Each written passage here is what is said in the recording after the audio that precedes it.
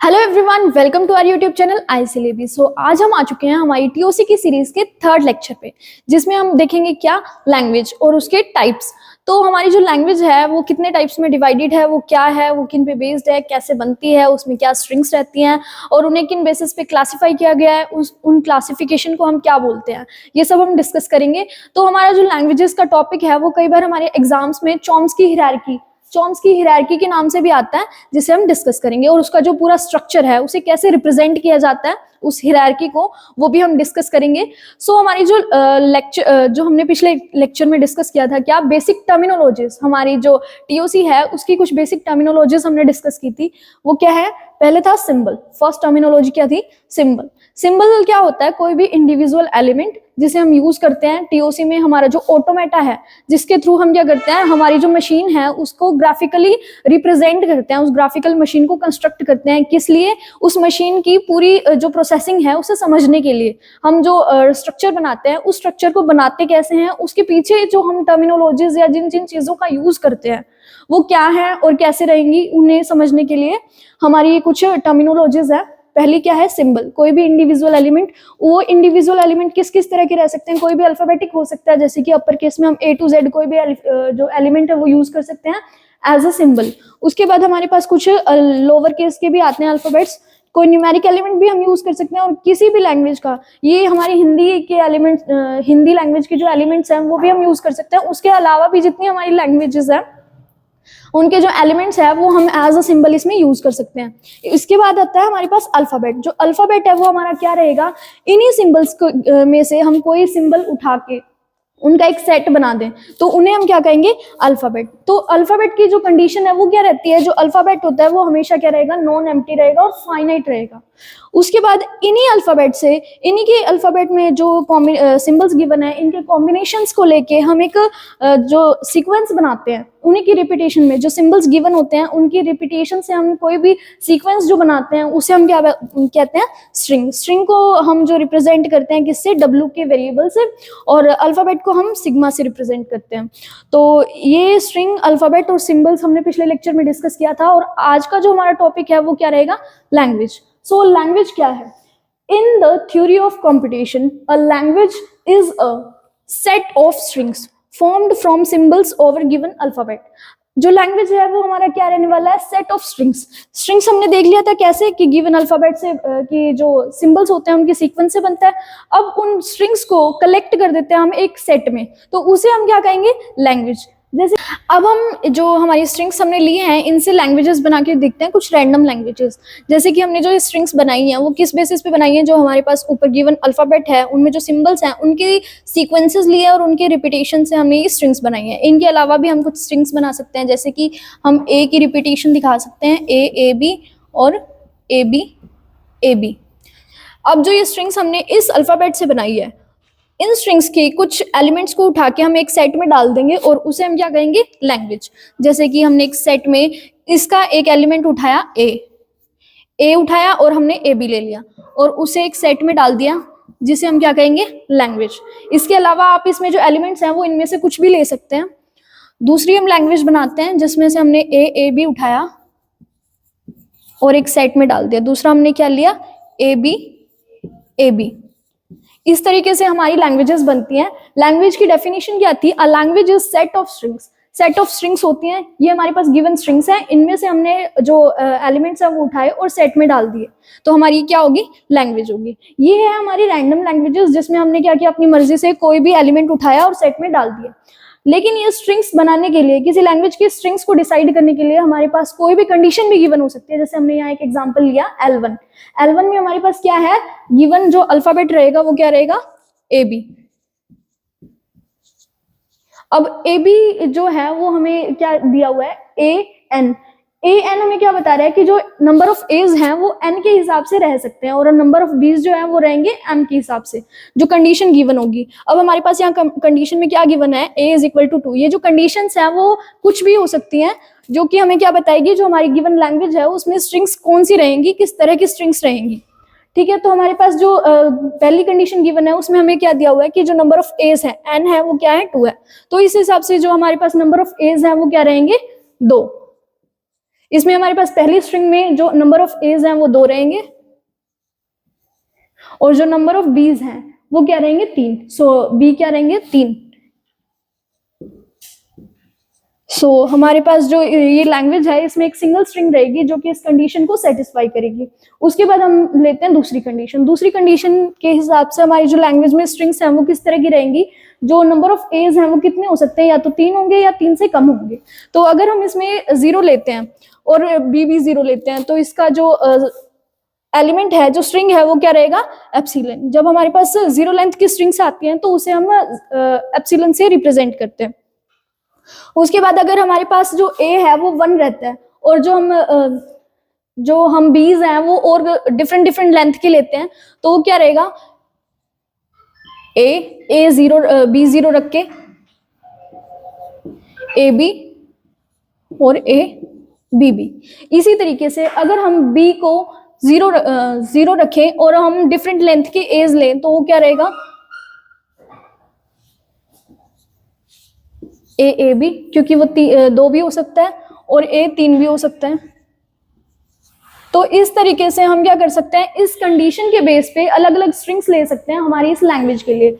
जो हमारी ये लैंग्वेज है गिवन है जिसमें हमने एग्जांपल लिया है उसमें जो स्ट्रिंग्स है वो किस पे बेस्ड होगा, इस कंडीशन पे बेस्ड होगा। ये कंडीशन जो है वो हमें ये बताएगी कि हमारी इस लैंग्वेज में स्ट्रिंग्स किस किस तरह की पॉसिबल है। सो इस तरह की जो हमारी लैंग्वेजेस हैं वो हमारी आगे न्यूमेरिकल्स में जिस तरह के हमें ऑटोमेटा डिजाइन करने होंगे उसमें आएंगी और इसी तरीके से हमें स्ट्रिंग्स बनानी होंगी और स्ट्रिंग्स पे बेस्ड हमें क्या बनाना होगा, ऑटोमेटा। तो अब जो लैंग्वेज है हमारी वो कितने पार्ट्स में डिवाइडेड है और किन बेसिस पे डिवाइडेड है। सो अब हम देखेंगे कि इन स्ट्रिंग्स से हम लैंग्वेज कैसे बनाते हैं, रैंडम लैंग्वेजेस कैसे बनाते हैं। तो लैंग्वेज को बनाने के लिए हम क्या करेंगे, ये जो गिवन अल्फाबेट है हमारे पास, इनमें जो सिंबल्स हैं, जो गिवन सिंबल्स हैं, इनसे हमने स्ट्रिंग्स बनाई। इन स्ट्रिंग्स को उठा के हम एक सेट में डालेंगे जिस सेट को हम क्या कहेंगे, लैंग्वेज। जैसे कि हमने L1 बनाया, उसमें हमने क्या लिया, यहाँ से ए उठाया और सेट में डाल दिया। उसके बाद हमने दूसरा एलिमेंट उठाया ए बी, जिसे हमने सेट में डाल दिया और इस तरह से हमने क्या बनाई, एक L1 लैंग्वेज जिसमें हमारे 2 एलिमेंट्स हैं ए और ए बी, जो कि किस पे बेस्ड है, इस गिवन अल्फाबेट में और उस पे जो सिंबल्स गिवन है उस पे। उसके बाद हम दूसरी लैंग्वेज देखते हैं L2, जिसमें हमने क्या लिया, दूसरे एलिमेंट्स ले लिए। जैसे कि हमने यहाँ से उठाया बी और दूसरी स्ट्रिंग क्या ली हमने, ए बी बी, इससे हमने बनाई L2। तो ये जो L1 और L2 हमने बनाई है वो हमने रैंडम एलिमेंट्स उठाए, इनकी कोई कंडीशंस को फॉलो करके या किसी भी मेथड्स के अकॉर्डिंग हमने उठाए नहीं है, तो रैंडम लिए हैं।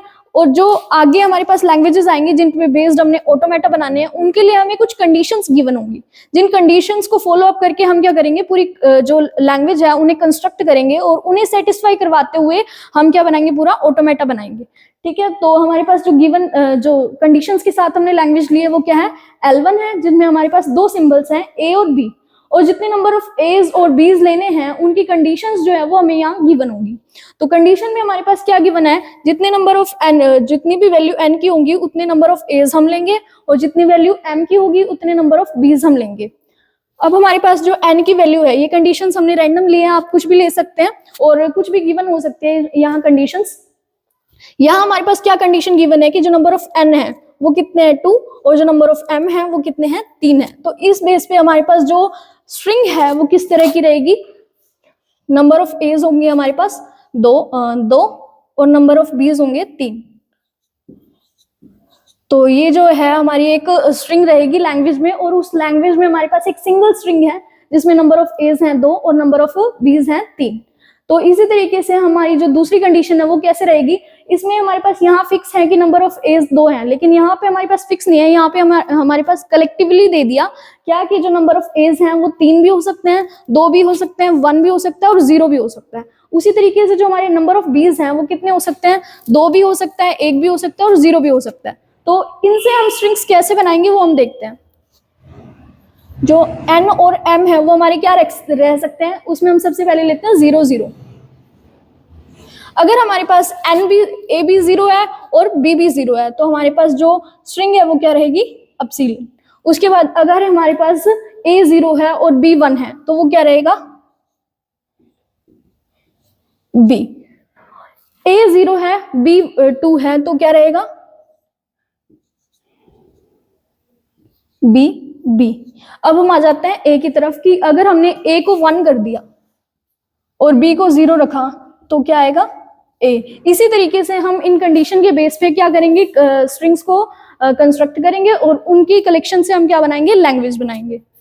तो हमारे पास यहाँ स्ट्रिंग्स कितनी रहने वाली है इस कंडीशन के बेस पे, एप्सिलॉन, बी, बी बी, ए। और आगे आप इन कंडीशंस के बेस पे स्ट्रिंग्स बना सकते हैं इसी तरीके से कि हम 0 भी रख सकते हैं, ए को एन को 1 भी रख सकते हैं, 2 भी रख सकते हैं और 3 भी रख सकते हैं। सो इस तरीके से हम लैंग्वेज की स्ट्रिंग्स को बनाएंगे। अब हमारे पास जो टाइप्स ऑफ लैंग्वेज है वो कितनी तरह के रहने वाले हैं और किन बेसिस पे रहने वाले हैं। अब हम बात करेंगे टाइप्स ऑफ लैंग्वेज की। Types of language, languages are classified based on the computational power required to recognise them. अब हमें क्या करना होता है, जो लैंग्वेजेस हैं उन्हें रिकॉग्नाइज करना होता है कंप्यूटर के थ्रू, और कंप्यूटर जब उन्हें रिकॉग्नाइज करता है तो उसमें कुछ कंप्यूटेशनल पावर लगती है। जिन लैंग्वेजेस के लिए ज्यादा कंप्यूटेशनल पावर लगती है वो हमारी क्या रहेगी, टाइप 0 में, और जिनके लिए कम कंप्यूटेशनल पावर लगती है वो हमारी ऐसे इंक्रीज होती जाती है। सो हमारे पास जो क्लासिफिकेशन की गई है कंप्यूटेशनल पावर के बेसिस पे लैंग्वेजेस की, वो हमारी 4 तरह की रहने वाली है, और इस क्लासिफिकेशन को हम क्या कहेंगे, चॉम्स्की हायरार्की। अब हमारे पास 3 टाइप्स की, जो 4 टाइप्स की है वैसे, तो टाइप 3 जो लैंग्वेज हमारी रहेगी वो क्या रहेगी, रेगुलर लैंग्वेज, जो जिसमें हमारे पास जो मिनिमम कंप्यूटेशनल पावर लगती है इसे रिकॉग्नाइज करने के लिए, वो हमारी क्या रहेगी, टाइप 3 लैंग्वेज, रेगुलर लैंग्वेज। उसके बाद आती है हमारे पास type 2 language, context free language, जिसमें जो कंप्यूटेशनल पावर है कंपैरेटिवली टाइप 3 थोड़ी ज्यादा लगती है। सो उस लैंग्वेज को हम क्या कहते हैं, कॉन्टेक्स्ट फ्री लैंग्वेज, जो कि रहेगी हमारी क्या, टाइप 2 लैंग्वेज। उसके बाद आती है हमारे पास टाइप 1 लैंग्वेज, जिसमें जो कंप्यूटेशनल पावर है जिसे रिकॉग्नाइज करने के लिए कंप्यूटेशनल पावर जो है कंपैरेटिवली किसके, टाइप 2 के थोड़ी ज्यादा लगती है, वो क्या रहेगी हमारी कॉन्टेक्स्ट सेंसिटिव लैंग्वेज। अब हमारे पास आती है टाइप 0 लैंग्वेज, जिसमें मैक्सिमम कंप्यूटेशनल पावर लगती है जिसे रिकॉग्नाइज करने के लिए, वो हमारी क्या रहेगी, रिकर्सिवली इन्यूमरेबल लैंग्वेज। अब हम इस जो क्लासिफिकेशन है इसे एक स्ट्रक्चरल वे में अंडरस्टैंड करेंगे। तो अब हम देखेंगे क्लासिफिकेशन ऑफ जो हमारी लैंग्वेजेस था उसका स्ट्रक्चर किस तरीके से रहेगा। क्लासिफिकेशन ऑफ लैंग्वेजेस को हम चॉम्स्की हायरार्की भी कहते हैं, और इसका जो स्ट्रक्चर है वो कुछ इस तरह का रहेगा। जो हमारी लैंग्वेजेस है वो कितने पार्ट्स में डिवाइड हुई थी, कितने टाइप्स में क्लासिफाई हुई थी, 4 टाइप्स में, जिसके हमारे पास लैंग्वेजेस कौन कौन सी थी, टाइप 3, टाइप 2, टाइप 1 और टाइप 0। और लैंग्वेजेस के कितने टाइप्स हैं, regular language, context free language, context sensitive language और रिकर्सिवली इन्यूमरेबल लैंग्वेज। जो रेगुलर लैंग्वेज है हमारी वो टाइप 3 रहेगी, और जो कॉन्टेक्स्ट फ्री लैंग्वेज है वो रहेगी हमारी टाइप 2। कॉन्टेक्स्ट सेंसिटिव लैंग्वेज जो है वो हमारी क्या रहेगी, टाइप 1। रिकर्सिवली इन्यूमरेबल लैंग्वेज जो है वो रहेगी हमारी टाइप 0। जो हमारी सबसे छोटी क्लास है, स्मॉलेस्ट क्लास ऑफ लैंग्वेज है, वो क्या रहेगी, रेगुलर लैंग्वेज। और जो बिगेस्ट क्लास ऑफ लैंग्वेजेस है वो हमारी क्या रहेगी, रिकर्सिवली इन्यूमरेबल लैंग्वेज, जो कि हमारी है टाइप 0। अब हमारी जो रेगुलर लैंग्वेज है उसकी जितनी भी कंडीशंस हैं वो उन कंडीशंस को बाकी जो लैंग्वेजेस हैं वो सेटिस्फाई नहीं करती, लेकिन जो हमारी रेगुलर लैंग्वेज है वो context free language, context sensitive language और रिकर्सिवली इन्यूमरेबल लैंग्वेज है, उनकी कंडीशंस को सेटिस्फाई करती है। तो क्या मतलब है इसका, कि हमारी जो रेगुलर लैंग्वेज है वो हमारी जितनी भी कंडीशंस हैं बाकी लैंग्वेजेस की उनको सेटिस्फाई कर जाएगी, लेकिन जो बाकी लैंग्वेजेस की कंडीशंस हैं वो रेगुलर लैंग्वेज को सेटिस्फाई नहीं करती। उसी तरीके से हमारी जो कॉन्टेक्स्ट फ्री लैंग्वेज है उसे हम CSL भी कह सकते हैं और REL भी कह सकते हैं, लेकिन हमारी जो REL है या कॉन्टेक्स्ट सेंसिटिव लैंग्वेज है उसे हम कॉन्टेक्स्ट फ्री लैंग्वेज नहीं कह सकते। और जो हमारी कॉन्टेक्स्ट सेंसिटिव लैंग्वेज है, जो कि क्या है, टाइप 1 तरह की लैंग्वेज है, वो हमारी रिकर्सिवली इन्यूमरेबल लैंग्वेज, उसकी जो कंडीशंस है उसे सेटिस्फाई करेगी, लेकिन जो रिकर्सिवली इन्यूमरेबल लैंग्वेज है वो हमारी CSL की कंडीशन को सेटिस्फाई नहीं करती।